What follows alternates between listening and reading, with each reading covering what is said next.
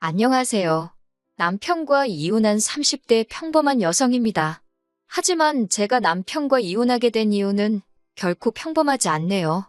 지금 이렇게 펜을 든 이유도 사실 생각할수록 어이없고 괘씸해서 남편이고 어머님이고 한번 개망신이라도 당하라고 하다못해 최소한 자기들이 얼마나 저질스러운 족속들인지 깨닫기라도 했으면 해서예요. 남편과는 사회생활을 하다가 알게 된 사이입니다.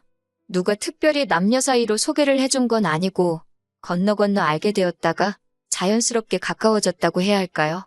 그렇게 대략 4, 5년을 알고 지내다가 우연한 기회로 연인 사이까지 발전했네요.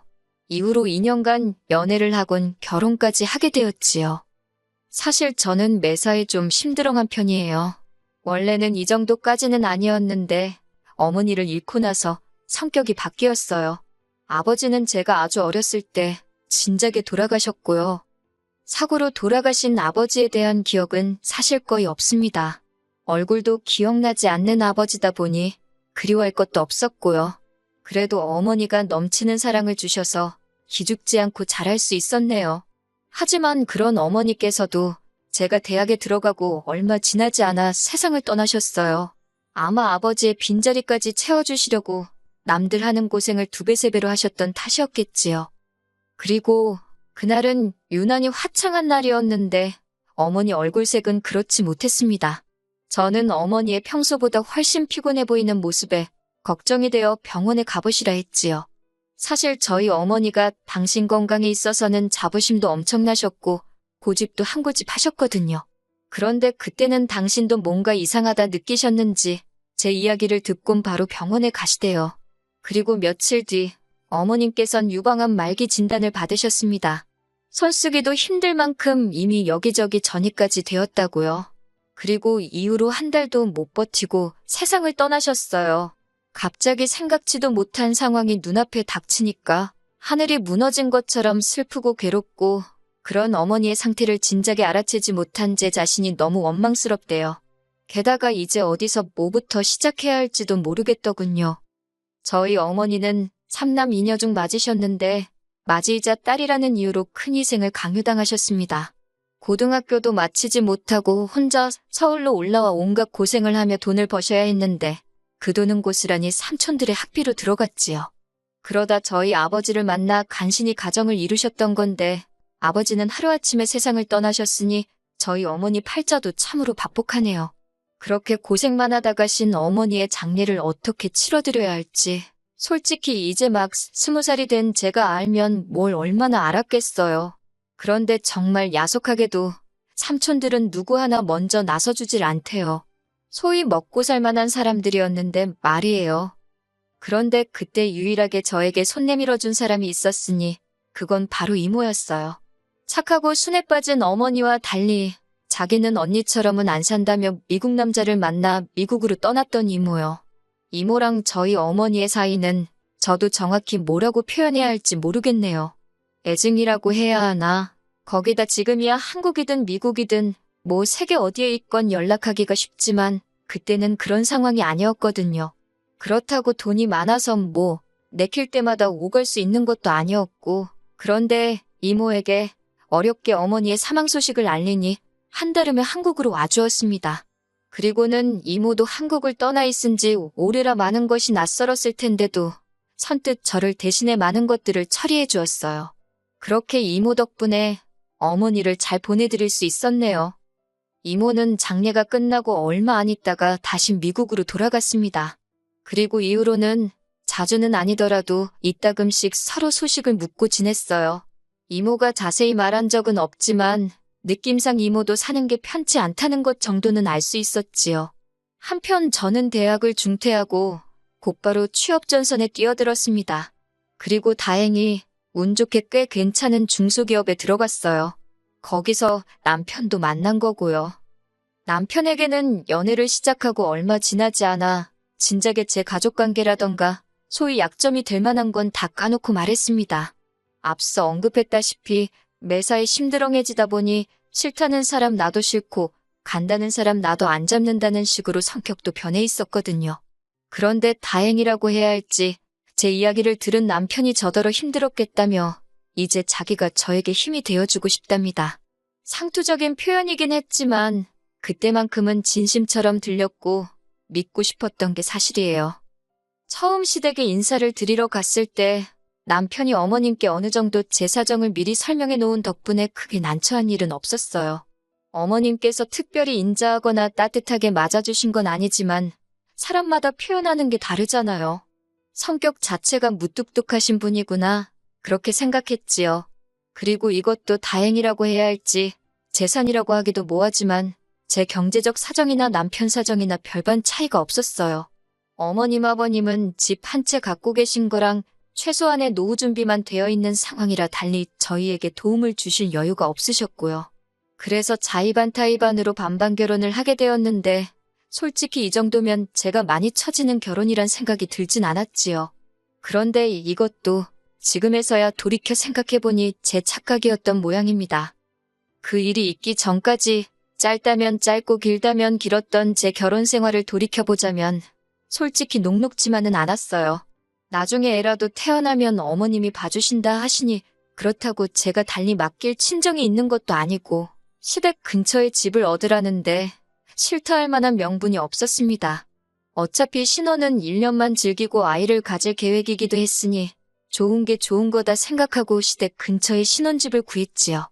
그런데 이후로 어머님께선 걸핏하면 아버님과 다투셨다던가 당신 집은 물건이 많아서 답답하다는 핑계를 대시며 저희 집을 찾아오셨어요.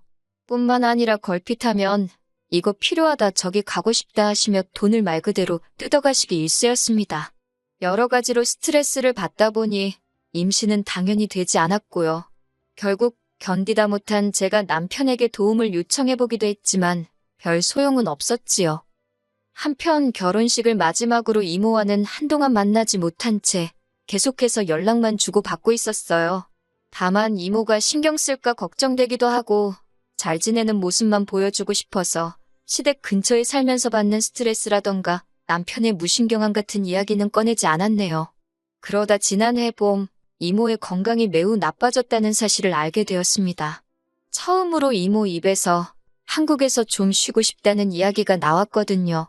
돌아가신 친정어머니처럼 이모도 당신 건강에 관해서는 당당하시고 고집센 분이셨기에 이모의 쉬고 싶다는 말이 예사롭게 들리지 않대요. 그리고 불길한 예감은 빗나가지 않았습니다. 한국으로 들어온 이모의 건강 상태는 말도 못하게 악화되어 있었어요. 의사 말이 먹는 것도 꽤나 부실했던 것 같다며 간신히 영양실조만 면한 상태라나요. 저는 그런 이모를 저희 집으로 모셨습니다. 저를 좋게 봐준 상사 덕분에 대부분의 업무도 집에서 처리할 수 있게 되었고요. 그리고 어떻게 들릴지 모르겠지만 이 모든 결정을 내리는 데 있어서 남편과는 상의하지 않았습니다. 어차피 남편에게 이야기하면 어머님 귀에 들어갈 게 뻔했고 그렇다면 보나마나 좋은 소리는 못 들을 테니 일단 저질러 보자는 생각이었지요. 그리고 아니나 다를까 이모가 저희 집에 오기가 무섭게 어머님으로부터 불호령이 떨어졌어요. 어머님께선 저더러 이게 네 집이냐고 왜 네 마음대로 하느냐고 당신 아들이 허수아비로 보이냐면서 당장 이모를 내보내라대요. 그 말을 듣는데 순간 울분이 치솟아서 그럼 뭐 저는 어머님 눈에 허수아비라서 그렇게 시도 때도 없이 드나드신 건가요? 열받은 저도 지지 않고 반반 결혼했으니 저한테도 절반의 권한이 있다. 어머님은 언제 저한테 물어보시고 저희 집 드나드셨냐고 따졌습니다. 그때 처음으로 어머님께 할 말은 했던 것 같아요. 아픈 이모긴 했어도 내 가족이 와 있다 생각하니 솔직히 기가 좀 사른 것도 있었지요. 어머님도 처음 보는 제 모습에 당황하셨는지 화가 한풀 꺾인 눈치였네요. 그렇다고 뭐 구박을 그만두신 건 아닙니다. 이후로도 피동피동 살이 오른 제 남편을 앞에 보면서 제가 이모한테 신경 쓰느라 남편한테 소홀해서 얼굴이 반쪽이 됐다는 소리를 아무렇지 않게 하시는 분이셨거든요.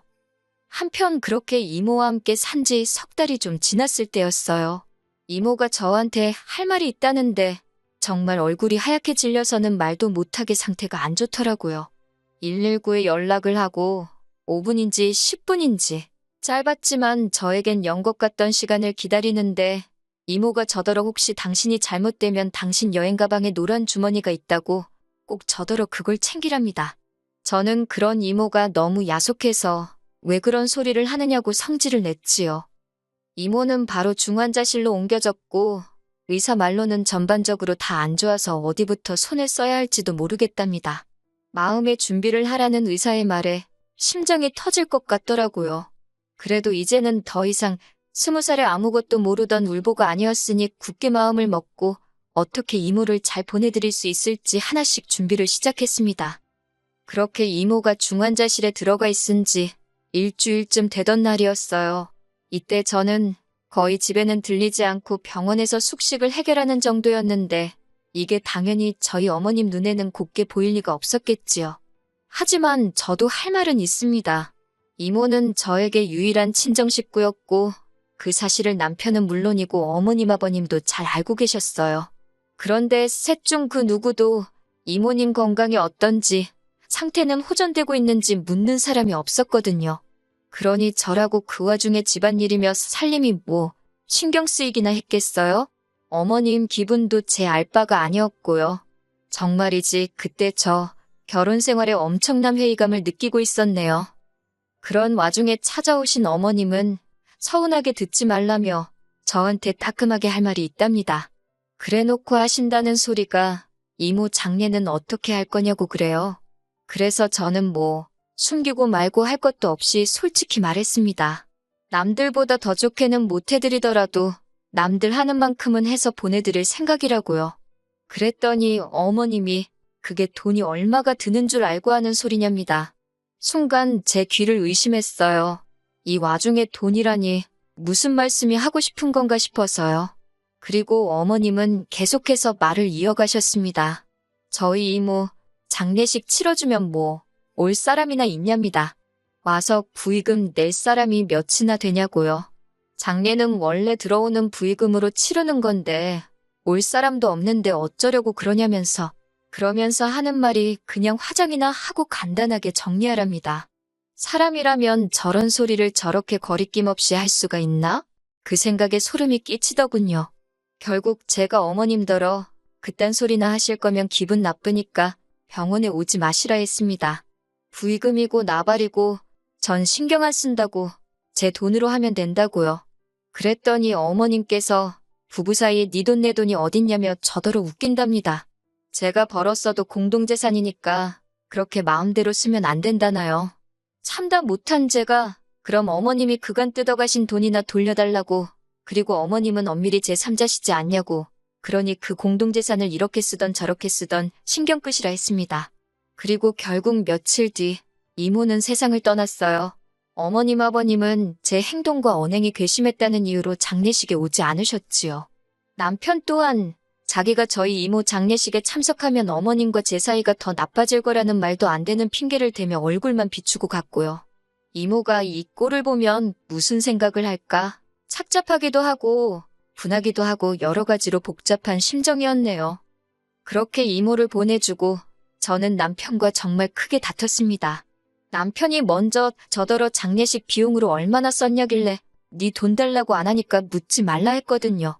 그런데 남편은 저더러 말을 그따위로 하냐며 시비를 걸었고 저는 저대로 어머님이 돈 가지고 한 소리가 있었으니 남편 질문 자체가 잘못된 거라고 응수했어요.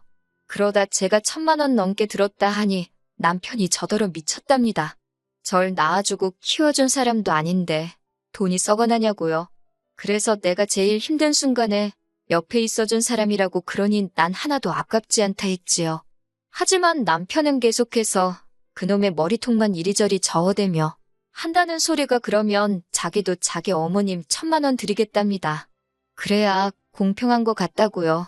그때 그나마 정말 실오라기처럼 남아있던 정내미가 뚝 끊어지는 게 느껴졌어요. 경제학과 나왔다더니 뭘 처배운 건가? 별 생각이 다 들었지요.